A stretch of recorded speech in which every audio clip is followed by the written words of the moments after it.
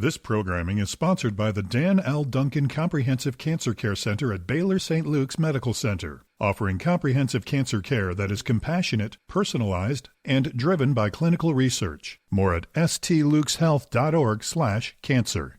This is the Engines of Our Ingenuity, made possible by the Friends of KUHF Houston. Today, variations on a bicycle.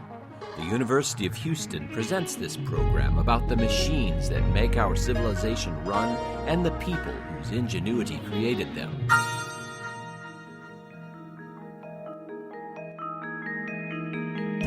When is a bike not a bike? The French bicycle builder Charles Mochet must have wondered that in 1934. His bike and its rider had just set a new world record for distance traveled in an hour, 45 kilometers or almost 28 miles.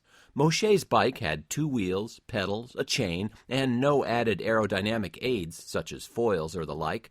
But all the same, it looked very different from other bikes. It was much lower to the ground. Instead of sitting above the rear wheel, Mochet's rider slouched between the wheels as if on a chaise lounge. His feet were in front of him instead of below him. He was riding what we now call a recumbent bicycle.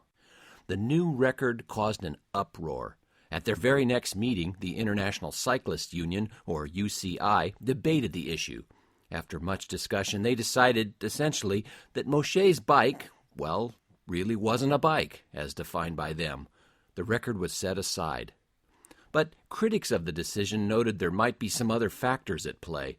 The UCI was heavily supported by manufacturers of conventional bikes, and the record-setting rider, Francis Fauré, was a mere Category 2 cyclist. He had now defeated some of the top riders in the world. Did the human set the record, or the machine? Today, with sophisticated wind tunnels, we can answer that pretty definitively. Fauré almost certainly wasn't the world's fastest pedaler at the time, but in his low-slung bike, he had the laws of physics on his side. A cyclist traveling 25 miles an hour is expending something like 85% of his or her energy just overcoming wind resistance. Any small change in rider position or in the profile of the bike will make a huge difference. Recumbent bikes have less surface area facing the wind, so they're faster at high speeds. Fully enclosed bullet-shaped lowriders have now achieved astonishing results.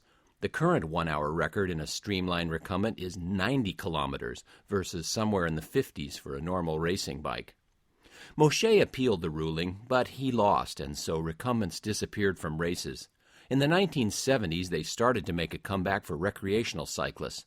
In addition to being theoretically faster, they can also be more comfortable for some riders. I ride one myself. Go to any health club and you'll find a dozen of their stationary cousins parked in front of the TV. Recumbent pedal power has driven boats and even airplanes. Just don't expect to see one in the Tour de France anytime soon. To some degree, it's an old story. Change the tools of the game and you've changed the game. You can't blame competitive cycling for standardizing the racing bike.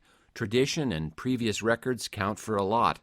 But that means the only variable left to improve is the human machine. The recent doping scandals in cycling are a dark reminder of the lengths we will go to tweak that half of the equation. It makes one nostalgic for those innocent times when a lone tinkerer could take on the world in his wacky-looking bike. I'm Roger Kaza at the University of Houston, where we're interested in the way inventive minds work.